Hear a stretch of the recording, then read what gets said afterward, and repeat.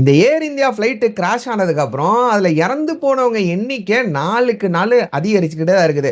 First வந்து 241 இருந்த அந்த எண்ணிக்கை இறந்து போனவங்க எண்ணிக்கை இப்போ வந்து 274 ஒரு அஃபிஷியலான ரிப்போர்ட் ஒன்று கிடைச்சிருக்குது. கேட்கவே ரொம்ப மனசு கஷ்டமா இருக்குது. இப்போ இந்த ஏர் இந்தியா ஃப்ளைட் கிராஷ் ஆனதுக்கு பல மக்கள் என்ன சொல்லிட்டு இருக்காங்க, 90% மக்கள் என்ன சொல்லிட்டு இருக்காங்கன்னா, இதுக்கு முழுக்க முழுக்க காரணம் வந்து ஏர் இந்தியா தான். அவங்க வந்து ப்ராப்பரான மெயின்டெனன்ஸ் அந்த ஏர்கிராஃப்ட்டுக்கு பண்ணல, ஒரு ப்ராப்பரான சர்வீஸ் அவங்க ஆரம்பத்துல இருந்து கொடுக்க மாட்டாங்க அப்படின்னு சொல்லிட்டு எல்லா மக்கள் என்ன சொல்லிட்டு இருக்காங்கன்னா, இதுக்கு முழுக்க முழுக்க காரணம் ஏர் இந்தியா தான், இவங்களை வந்து பேன் பண்ணணும் அப்படின்னு சொல்லிட்டு ஒரு செட் ஆஃப் மக்கள் சொல்லிட்டு இருக்காங்க. கிட்டத்தட்ட ஒரு 90% ஆஃப் பீப்புள் அதை தான் சொல்லிட்டு இருக்காங்க. அண்ட் இதுக்கு சாதகமா என்ன நடந்து போச்சுன்னா, ஒரு பேசஞ்சர் வந்து அந்த ஃபிளைட்ல ரீசெண்டா அப்பதான் டிராவல் பண்ணியிருக்காரு. அந்த டிராவல் முடிஞ்சதுக்கு அப்புறம் அந்த ஃபிளைட் இன்னொரு இடத்துக்கு கிளம்பி இருக்குது. அதுக்கப்புறம் தான் இந்த கிராஷ் நடந்திருக்குது. அந்த பேசஞ்சர் வந்து ஒரு வீடியோ ஒன்று வெளியிட்டிருக்காரு. அந்த வீடியோல என்ன சொல்றாருன்னா, இங்க வந்து ஏசி கம்ப்ரஸர் ஒர்க் ஆகல, சரியான சர்வீஸ் இல்லை இந்த ஃபிளைட்ல அப்படின்னு சொல்லிட்டு அவரே இந்த ஃபிளைட்டை துப்பிட்டு தான் அந்த வீடியோல பேசியிருக்காரு, போட்டிருக்காரு. அதுக்கப்புறம் தான் இந்த ஃபிளைட் வந்து கிராஷ் ஆயிருச்சு. அண்ட் எல்லாரும் என்ன சொல்ல ஆரம்பிச்சிட்டாங்கன்னா, இதுக்கு முழுக்க முழுக்க ஏர் இந்தியாவோட அலட்சியம் தான் காரணம் அப்படின்னு சொல்லிட்டு இருக்காங்க. அண்ட் 10% ஆஃப் பீப்புள் என்ன சொல்லிட்டு இருக்காங்கன்னா, இந்த ஏர் இந்தியாவுக்கு ஒரு கம்பெனி இந்த ஃபிளைட்டை மேனுஃபேக்சர் பண்ணி கொடுத்துருக்கும்ல, அந்த கம்பெனியோட பேர் வந்து போயிங். அந்த கம்பெனி கிட்ட தான் ஏகப்பட்ட பிரச்சனை இருக்குது. அவங்க வந்து இந்த 787 சீரிஸ் அப்படின்னு சொல்லப்படக்கூடிய ஒரு ஃபிளைட்டை தான் இவங்களுக்கு வித்துருக்காங்க. இந்த ஏர் இந்தியாவோட இந்த ஃபிளைட்டோட நேம் வந்து AA171. அவங்க ஒரு பேர் வச்சிருப்பாங்களா, அவங்களோட பேர் வந்து நம்பர் வந்து 787. அந்த சீரிஸ்ல ஏகப்பட்ட பிரச்சனை ஏற்கனவே இருந்திருக்குது. ஒரு எம்ப்ளாயி கூட, அந்த போயிங்ல வேலை செய்யக்கூடிய ஒரு எம்ப்ளாயி ஆல்ரெடி ஒரு கம்ப்ளைண்ட் கூட பண்ணியிருக்காரு. இவங்க வந்து கரெக்டான ப்ராப்பரான மேனுஃபேக்சர்லாம் பண்ணாம ஏகப்பட்ட பிரச்சனை அந்த ஏர்கிராஃப்ட்ல வச்சுக்கிட்டு அவங்க வந்து மார்க்கெட்ல சேல் பண்ணிட்டு இருக்காங்க அப்படின்னு சொல்லிட்டு ஆதாரபூர்வமா அவர் வந்து ஒரு கேஸை கூட போட்டிருந்தாரு அந்த கம்பெனி மேலே, அவர் வேலை செஞ்ச கம்பெனி மேலேயே. அது வந்து கோர்ட்டு கேஸ் வந்துச்சு. அதுக்கப்புறம் வந்து அவர் மர்மமான முறையில் சுட்டு கொலை செய்யப்பட்டாரு. இது வந்து பெரிய பிரச்சனையா வந்து ஓடிட்டு இருக்கு. USA, UK அவங்கெல்லாம் பேன் பண்ணி வச்சிருந்தாங்க டெம்பரவரியா இந்த சீரீஸை. இதனால மக்கள் என்ன சொல்லிட்டு இருக்காங்கன்னா, இந்த பிரச்சனை போயிங்ல இருந்து தான் வந்திருக்குது. அவங்க வந்து ஒரு டிஃபெக்டான ஏர்கிராஃப்டை தான் இந்த ஏர் இந்தியாவுக்கு சேல் பண்ணியிருக்காங்க. அதனால தான் இந்த கிராஷ் ஆகி போச்சு, இந்த ஆக்சிடென்ட் ஆகி போச்சு அப்படின்னு சொல்லிட்டு ஒரு செட் ஆஃப் மக்கள் சொல்லிட்டு இருக்காங்க. இதுக்கப்புறம் பல காரணங்கள், பல ரீசனுங்கள் வந்து மக்கள் மத்தியில் ஓடிக்கிட்டு இருக்குது. ஃப்ளைட் வந்து பேர்ட்ஸ் போனனால ஏதாச்சும் இன்ஜின் ஃபிளாப் ஆயிருச்சா, ஃபெயிலியர் ஆயிருச்சா, அதனால கிராஷ் ஆயிருச்சா அப்படின்னு சொல்லிட்டு ஒரு செட் ஆஃப் மக்கள் சொல்றாங்க. ஒரு செட் ஆஃப் மக்கள் வந்து தீவிரவாதிங்க ஏதாச்சும் சைபர் அட்டாக் பண்ணி விட்டானுங்களா, அதனால இந்த ஃப்ளைட் வந்து கிராஷ் ஆயிருச்சா அப்படின்னு சொல்லிட்டு ஏகப்பட்ட தியரி, ஏகப்பட்ட பர்செப்ஷன்ஸ் வந்து மக்கள் மத்தியில இப்போ வந்து ஓடிட்டு இருக்குது. அதுக்கப்புறம் முக்கியமான விஷயம் என்னன்னா, இந்த ஏர்கிராஃப்டோட பிளாக் பாக்ஸ் வந்து இப்போ கண்டுபிடிச்சிட்டாங்க. கண்டுபிடிச்சதுக்கு அப்புறம் இந்த சேர்மன் என்ன சொல்லியிருக்காருன்னா, நாங்க வந்து என்ன உண்மையோ அதை வந்து மக்கள் மத்தியில கண்டிப்பா உடைச்சு சொல்லுவோம். அதனால எங்க கம்பெனிக்கு பெரிய லாஸ் வந்தாலும் பரவாயில்ல, நாங்க அதை பத்தி கவலைப்பட போறதில்ல, என்ன நடந்திருக்கோ அதை வந்து நாங்க கரெக்டா ரிப்போர்ட் கொடுக்க போறோம் அப்படின்னு சொல்லிட்டு அவர் வந்து ஒரு அனௌன்ஸ்மெண்ட் கொடுத்திருக்காரு. இன்னைக்கு வீடியோல இது எல்லாத்த பத்தி நம்ம டீடைல்டா பார்க்க போறோம். வாங்க வீடியோக்குள்ள போலாம். Hello everyone, this Yasar. Welcome to Yasar speaks.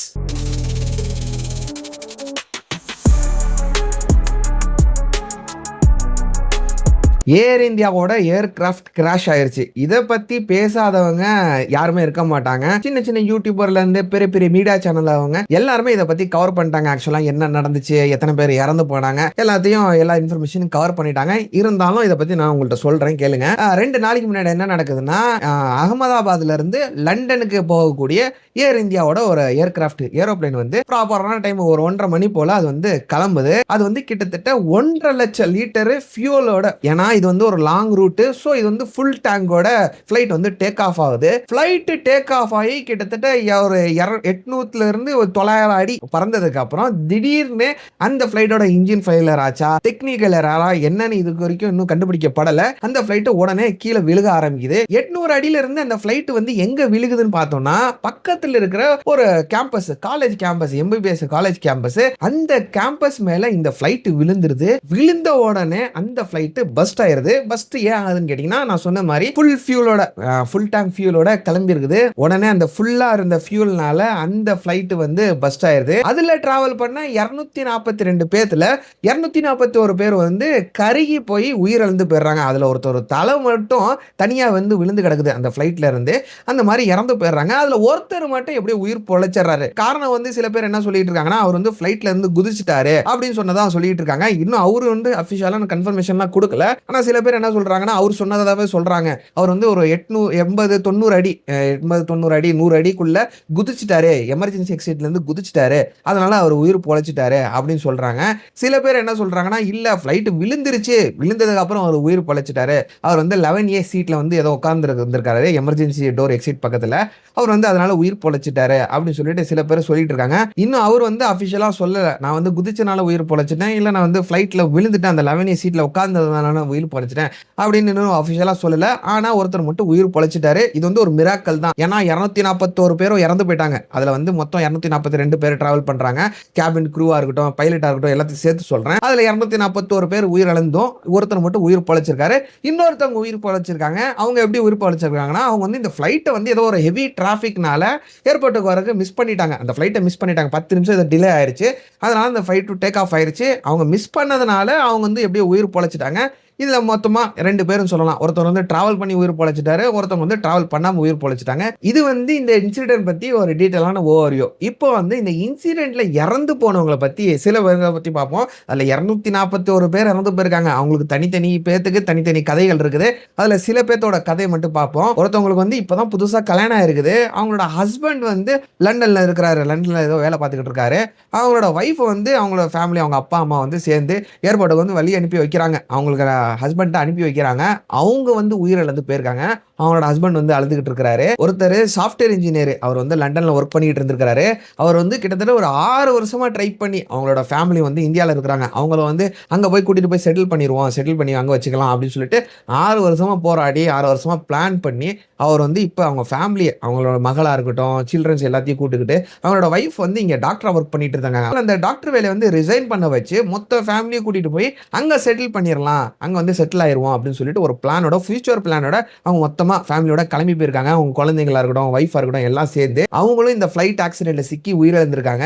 இந்த மாதிரி ஏகப்பட்ட கதைங்க. ஒருத்தவங்க வந்து கேரளால இருந்து நர்ஸ் வேலைக்கு லண்டனுக்கு போயிருக்காங்க. அவங்களுக்கு வந்து சின்ன குழந்தை ஒண்ணு இருக்குது. அவங்க வந்து இந்த ஃபிளைட் ஆக்சிடென்ட்ல சிக்கி உயிரிழந்திருக்காங்க. அதுக்கப்புறம் ஒரு கேபின் க்ரூ ஃபர்ஸ்ட் நான் வந்து பறக்க போறேன். நான் வந்து லண்டனுக்கு போக போறேன். அப்பதான் இந்த வேலைக்கு ஜாயின் பண்ணிருக்காங்க. ஏர் ஹோஸ்டரா ஜாயின் பண்ணிருக்காங்க. அவங்க வந்து அந்த ஃபிளைட்டுக்கு போனதுக்கு அப்புறம் ஒரு கடைசியா ஒரு செல்ஃபி வேற எடுத்திருக்காங்க. நான் வந்து லண்டனுக்கு போறேன் அப்படின்னு சொல்லிட்டு ஒரு செல்ஃபி எடுத்திருக்காங்க. அவங்களும் இதுல சிக்கி உயிரிழந்து போயிருக்காங்க. இந்த மாதிரி ஏகப்பட்ட சோகமான சம்பவம், சோகமான கதைகள் இது உள்ள அடங்கி இருக்குது. ஏன்னா 241 பேர் இறந்து போயிருக்காங்க. ரொம்ப ஒரு பாவமான கொடூரமான சம்பவங்க இது. இப்ப இவங்க இறந்து போயிருக்காங்கல்ல, இவங்க இறந்து போனதுக்கு அப்புறம் இவங்களோட பாடிய வந்து அவங்க ஃபேமிலிக்குலாம் குடுக்கணும்ல. அதுக்கு குடுக்கறதுக்கு கூட மூஞ்சி அடையாளம் தெரியல. ஏன்னா அவங்களோட பாடிஸ் வந்து எரிஞ்சு போன நிலைமையில தான் இருக்குது. அவங்களோட ஃபேஸ் எல்லாம் அடையாளம் சுத்தமா அடையாளம் தெரியல. இப்ப கவர்மெண்ட் ஆளுங்கலாம் என்ன சொல்லிட்டு இருக்காங்கன்னா, இவங்கள இந்த அவங்களோட பாடிஸ் அவங்களோட ஃபேமிலிஸ் குடுக்கணும்னா டிஎன்ஏ டெஸ்ட் எடுக்கணும். டிஎன்ஏ டெஸ்ட் எடுத்ததுக்கு அப்புறம் தான் அவங்களோட பாடிஸ் வந்து குடுக்க முடியும் அப்படின்னு சொல்லிட்டு இப்போ வந்து டிஎன்ஏ டெஸ்ட் எடுத்துக்கிட்டு இருக்காங்க. ரொம்ப ஒரு கொடூரமான சம்பவங்க. மனச வந்து அப்படியே உலுக்கக்கூடிய ஒரு சம்பவமா நடந்து போச்சு இப்ப. சரி, இப்ப இந்த சம்பவத்துக்கு அப்புறம் இந்த ஏர் இந்தியாவோட சேர்மன் என்ன சொல்லியிருக்காருன்னா, நாங்க வந்து 1 கோடி குடுக்குறோம். யார் இறந்து போன ஃபேமிலிக்கு வந்து நாங்க 1 கோடி குடுக்க போறோம் அப்படின்னு சொல்லிட்டு இவங்க சொல்லியிருக்காங்க. ஆக்சுவலா இது வந்து ஏர் இந்தியா வந்து டாட்டாவோட தான். நம்ம எல்லாத்துக்கும் தெரியும். 2022ல வந்து டாட்டாவோட மெர்ஜ் ஆச்சு. ஃபர்ஸ்ட் வந்து ஆரம்பிச்சதே ஏர் இந்தியா டாடா கம்பெனி தான். அதுக்கப்புறம் கவர்மெண்ட் கிட்ட போச்சு, நேஷனலைஸ்ட் ஆச்சு. அதுக்கப்புறம் திருப்பி ஏர் இந்தியா வாங்குனாங்க. ஏர் இந்தியா வாங்கினதுக்கு அப்புறம் ஏர் இந்தியா சர்வீஸ்லாம் நல்லா இருக்கும் அப்படின்னு எல்லாம் நினைச்சுக்கிட்டு இருந்தாங்க. ஆனா இந்த மாதிரி ஒரு கொடூரமான சம்பவம் நடந்து போச்சு. சரி, அதுக்குள்ளலாம் அப்புறமா நான் சொல்றேன். இப்போ இந்த டாடா நிறுவனம் ஏர் இந்தியா கம்பெனி வந்து 1 கோடி நாங்க அந்த ஃபேமிலிக்கு குடுக்குறோம் அப்படின்னு சொல்லியிருக்காங்க. இப்போ இந்த ஃப்ளைட் கிராஷ் ஆச்சுல, ஃப்ளைட் கிராஷ் ஆனதுக்கு பல பேர் பல தியரிஸ் வைக்கிறாங்க. பல பைலட்ஸ்லாம் வந்து மீடியா முன்னாடி வந்து இன்டர்வியூ கொடுத்துட்டு இருக்காங்க. இந்த மாதிரி ஆயிருக்கும், இந்த மாதிரி ஆயிருக்கலாம் அப்படின்னு சொல்லிட்டு இருக்காங்க. அது எல்லாத்தையும் பத்தி பார்க்க முடியாது. அதை பத்தியெல்லாம் ஃபுல்லா நான் போட்டேன்னு வச்சுக்கோங்களேன், 2 மணி நேரம் 3 மணி நேரம் போகும். நான் ஷார்ட்டா உங்களுக்கு சொல்லிடுறேன். ஆக்சுவலா எல்லாரும் என்ன சொல்லிட்டு இருக்காங்கன்னா, ஒண்ணு வந்து ஸ்ட்ராங்கா நம்பக்கூடிய ஒரு இது என்ன இருக்குன்னு பாத்தீங்கன்னா, ஒரு ரீசன் என்னன்னு பார்த்தோம்னா, சின்ன சின்ன பேர்ட்ஸ் வந்து உடனே அந்த 2 இன்ஜின்குள்ள போயிருக்கும். அதனாலதான் சடனா பவர் லாஸ் ஆயிருச்சு. இன்ஜின் வந்து செயலிழந்து போயிருச்சு. அதனாலதான் இந்த கிராஷ் நடந்துருச்சு அப்படின்னு சொல்லிட்டு பல பேர் சொல்லிட்டு இருக்காங்க. இதுக்கு வந்து நம்மளுக்கு ஒரு கொஸ்டின் வரும். நேத்து கூட நம்ம வீடியோல போட்டிருந்தோம். நம்ம வந்து அந்த வீடியோஸ் எல்லாம் பார்த்தோம். அதுல வந்து பேர்ட்ஸ் எல்லாம் வந்த மாதிரி இல்ல அப்படின்னு சொல்லியிருந்தோம். ஆனா சின்ன சின்ன பேர்ட்ஸ் வந்து கேப்சர் ஆயிருக்காது. ஏன்னா அந்த ஃபுட்டேஜ் வந்து ஒரு போன் கேமரால எடுத்ததுதான். அந்த போன் கேமரால வந்து சின்ன சின்ன பேர்ட்ஸ் வந்து தென்பட்டிருக்காது அப்படின்னு சொல்லிட்டு பல பேர் சொல்லிட்டு இருக்காங்க. சில பேர் என்ன சொல்றாங்கன்னா, முக்கியமா ஒரு மினிஸ்டர் வந்து என்ன சொல்லிட்டு இருக்காருன்னா, இது வந்து சைபர் அட்டாக்கா இருக்குமோ, ஏதாச்சும் ஒரு தீவிரவாதிங்க வந்து இந்த சிஸ்டம் தெரியாம ஆக்ட் பண்ணிட்டு இந்த மாதிரி ஒரு சைபர் அட்டாக் பண்ணியிருப்பாங்களோ அப்படின்னு சொல்லிட்டு ஒரு தியரி வந்து மக்கள் மத்தியில சுத்திக்கிட்டு இருக்குது. ஒரு மினிஸ்டர் சொல்லிட்டு இருக்காரு. இந்த மாதிரி ஏகப்பட்ட தியரி, பர்செப்ஷன் மக்கள் மத்தியில இருக்குது. என்னதான் இருந்தாலும் இன்னும் ஒரு அபிஷியலான ரிப்போர்ட், அபிஷியலான ஸ்டேட்மெண்ட் வந்து கவர்மெண்ட் சைடுல இருந்து இன்னும் வரல. அது வந்ததுக்கு அப்புறம் தான் நம்ம வந்து உறுதியா சொல்ல முடியும். இதனால தான் இது நடந்துச்சு. இவங்க தான் இதுக்கு காரணம் அப்படின்னு சொல்லிட்டு நம்ம சொல்லலாம். ஆனா இன்னொரு அபிஷியலான ஸ்டேட்மெண்ட்டோ, ஒரு ரிப்போர்ட்டோ இதுவரைக்கும் இன்னும் கிடைக்கல. ஆனா இப்போ வந்து பிளாக் பாக்ஸ் வந்து எடுத்திருக்காங்க. இந்த ஏர் இந்தியா கம்பெனி வந்து 28 மணி நேரத்திலேயே. ஏன்னா 28 மணி நேரத்துல இந்த மாதிரி ஃபிளைட் ஆக்சிடென்ட் நடந்ததுக்கு அப்புறம் இந்த பிளாக் பாக்ஸ் எடுக்கிறது வந்து ஒரு சாதனை தான் சொல்லலாம். 28 மணி நேரத்திலேயே வந்து எடுத்துட்டாங்க.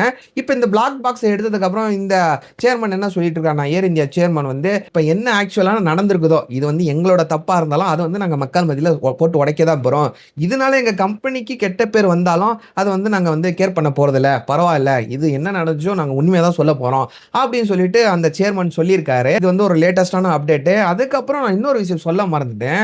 அந்த இறந்து போனவங்க எண்ணிக்கை வந்து 241 இருந்துச்சு. அதுக்கப்புறம் அதிகரிச்சுட்டே இருக்குன்னு நான் சொல்லல. அது எதனால அதிகரிச்சுக்கிட்டே இருக்குன்னு பார்த்தீங்கன்னா, இப்ப இந்த ஃப்ளைட்ல டிராவல் பண்ண பேசஞ்சரோட எண்ணிக்கை வந்து 242. அதுல ஒருத்தர் மட்டும் உயிர் பொழைச்சிட்டாரு. அந்த ஃப்ளைட் போய் மோதுச்சுல ஒரு பில்டிங்ல. அந்த பில்டிங்ல இருந்த ஸ்டூடண்ட்ஸ் ஃபர்ஸ்ட் வந்து 5 பேர் இறந்து போனாங்க.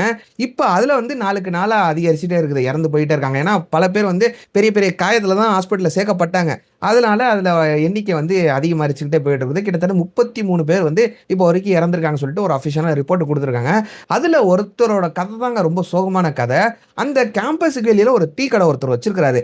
அந்த டீ கடையோட மகன் வந்து அங்க ஏதோ ஒரு மரம் இருக்குமா, அந்த மரத்தடியில வந்து அந்த டைம்ல வந்து ஏதாச்சும் தூங்குவானா. அந்த மரத்தடியில தான் உட்கார்ந்திருப்பானா அந்த பையன். அந்த பையன் அந்த மரத்தடியில தூங்கிக்கிட்டு இருக்கும்போது அந்த ஃப்ளைட் வந்து அங்க விழுந்ததுனால அந்த பையன் உயிர் இழந்து போயிருக்காப்ல. என்னங்க லைஃப் இஸ் சோ அன்பிரெடிக்டபிள்.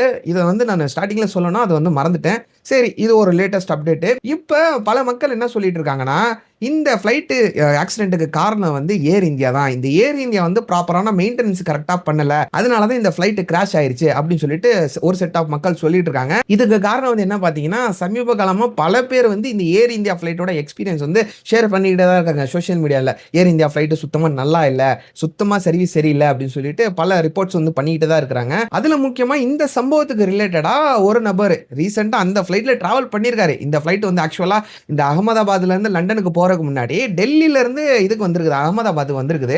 அதுல வந்து டிராவல் பண்ண ஒரு பேசஞ்சர் என்ன சொல்லியிருக்காருன்னா, ஒரு வீடியோவே அவர் போட்டிருக்காரு. அதுல வந்து என்ன சொல்றாருன்னா, இங்க வந்து ஏர் கம்ப்ரஸர் ஒர்க் ஆகல, இங்க வந்து ஒரு அந்த டிவி இருக்கும்ல முன்னாடி ஒரு எல்இடி ஸ்கிரீன், அது வந்து ஒர்க் ஆகல, என்டர்டைன்மெண்ட்னு ஏதோ சொல்லுவாங்க, அது சுத்தமா ஒர்க் ஆகல. அதுக்கப்புறம் வந்து கேபின் க்ரூவ அவங்க ஏர் ஹோஸ்டஸ் கூப்பிட முடியல, சர்வீஸ் கரெக்டா இல்ல அப்படின்னு சொல்லிட்டு ஏகப்பட்ட புகார் வந்து சொல்லியிருக்காரு. அவர் என்ன சொல்றாருன்னா, நான் ஃபர்ஸ்ட் கணிச்சேன், அங்க இருந்து டேக் ஆஃப் ஆகும்போதே அது வந்து ஒரு மாதிரி தான் டேக் ஆஃப் ஆச்சு ஃப்ளைட், எனக்கு அப்பயே ஒரு டவுட் இருந்துச்சு அப்படின்னு சொல்லிட்டு ஏதோ சொல்லிட்டு இருக்கிறாரு.